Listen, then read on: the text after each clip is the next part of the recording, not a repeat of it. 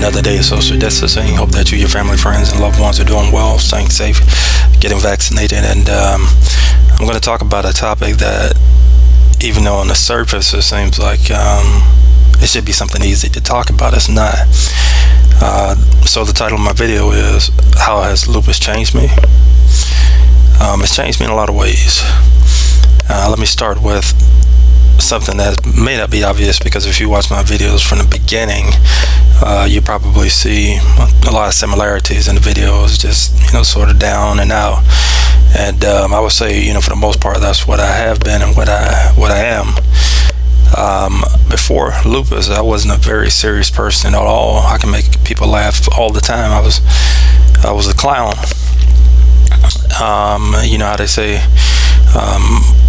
who makes the clown laugh or the comedian laugh or whatever.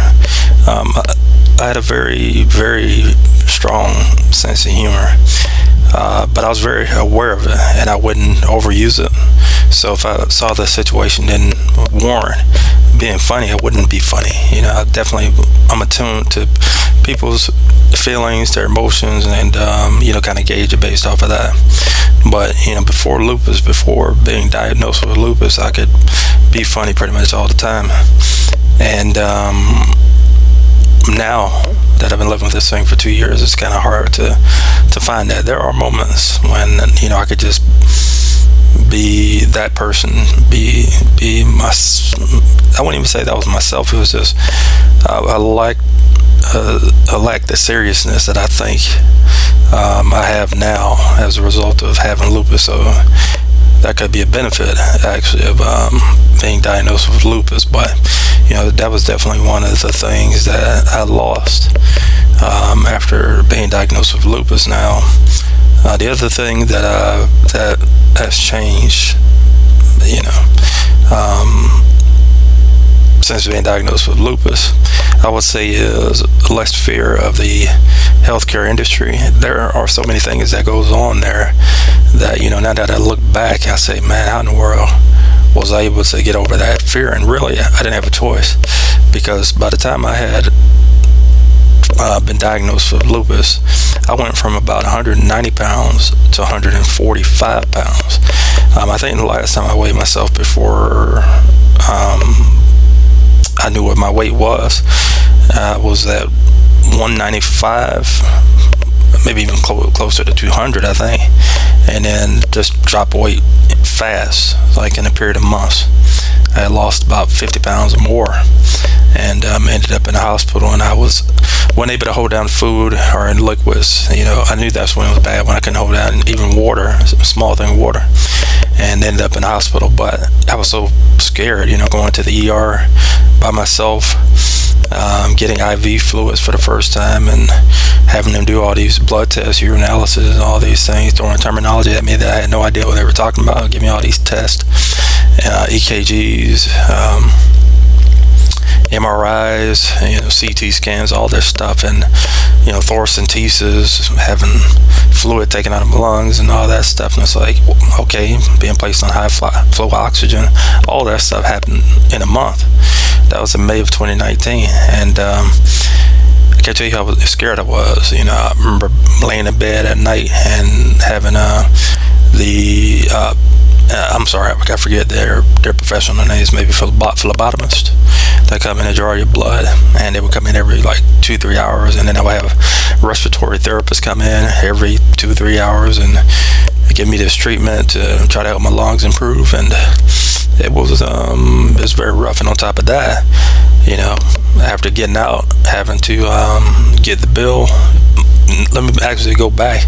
I had to file short-term medical leave. I had to deal with that whole aspect, and it wasn't like I was being led by the hand in any of that stuff. A lot of stuff I had to figure out on the fly. I had to get in touch with my doctors and send medical records to approve the short-term medical leave in a quick time, because I had to get paid. I was still paying bills while I was in the hospital, and taking care of my affairs.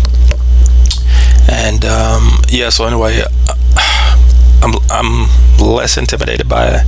I've had multiple doctor's appointments since then. I've had all sorts of tests ran. I've been taking medications for 2+ years, haven't missed a dose. trying to figure out, a good rhythm as to how many doctor's appointments I need to go to a year. And the fact that, diagnosed before the pandemic, and then, trying to navigate a chronic illness on top of that, it's a lot to deal with, for sure. And, changing positions with my work, all that comes into play. So, and then for that, I'll probably revisit that later on. But another way it's changed me is that it's hurt my relationships entirely. I pretty much separated from everybody. I've put myself in a bubble. I don't like talking, about many things. My passions, kind of on the back burner and all those things. There are some things that I want to accomplish, but sometimes it's hard just to even get out of bed, knowing that I may have symptoms. Like this week, I had symptoms throughout the entire week. Let me talk about my week before I go back into how it's hurt my relationships. So Monday, I wasn't feeling all that well. I was having some swelling in my face. But Tuesday, overnight, 10:35, to be exact, I had woken up and my stomach was hurting, and I vomited all of my food. And I was like, okay, that sucks. I hadn't vomited in a while. I wonder what caused that. And then midnight, woke up again, vomited. I was like, okay, this is something different. And then I started my job in the morning, and it was around noon or so, 1 o'clock. I couldn't take it, and I was like, I need to take a half a day today. And I asked my boss if I could take a half a day, and took a half a day.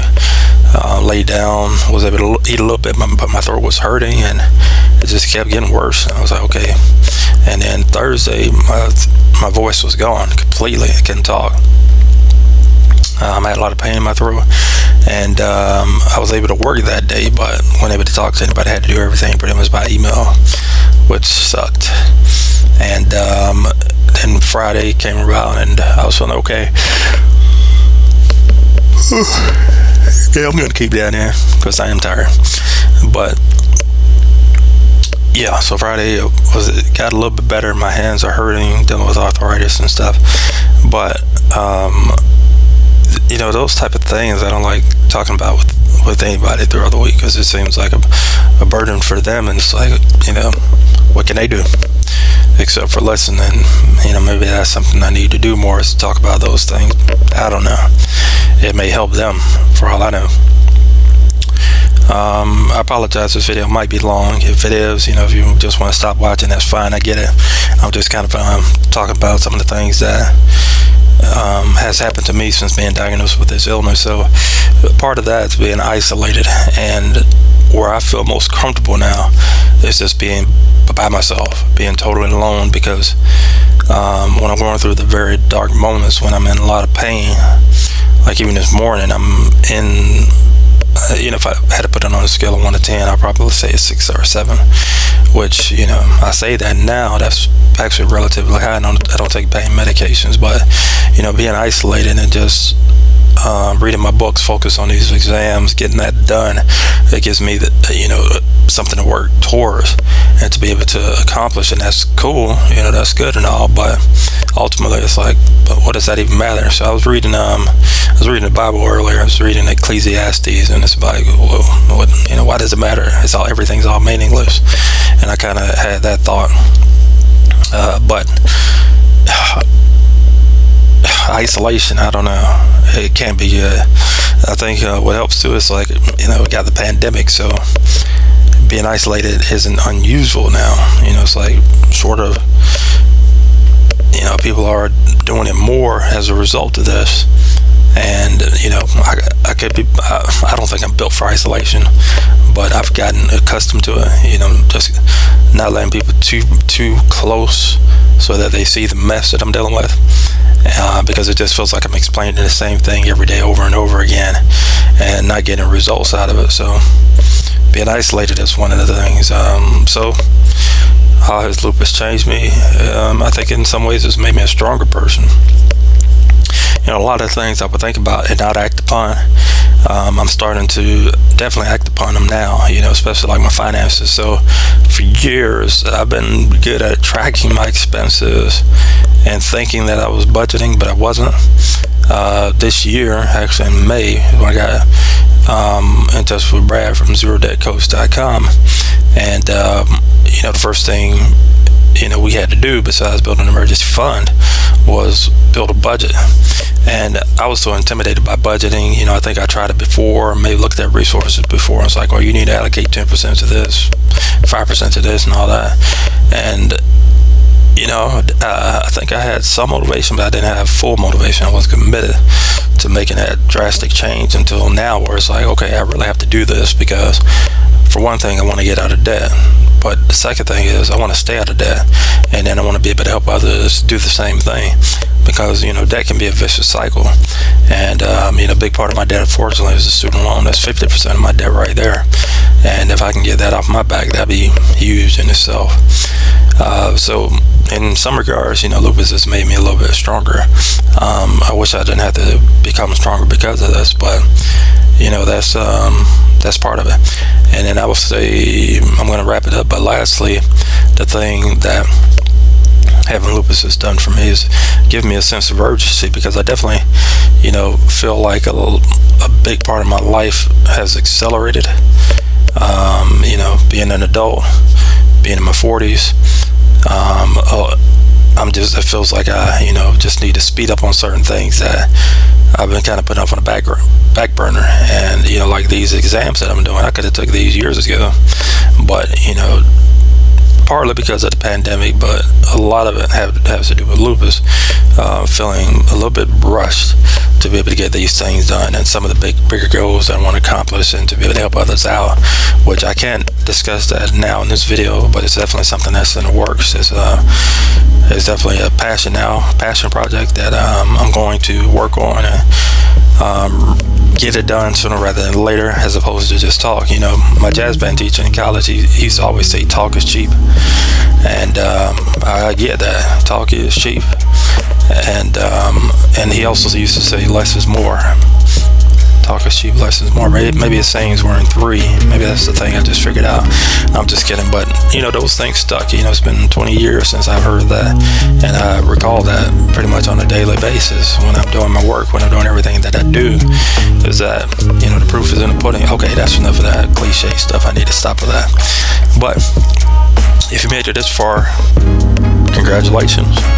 You win absolutely nothing, but I just want to thank you as always for watching. Feel free to like, comment, subscribe, hit the bell for notifications, share it with your friends. I don't have any other platforms besides this. Share it on Twitter, Facebook, whatever else they have, MySpace, AOL, Instant Messenger, all that stuff. That's cool.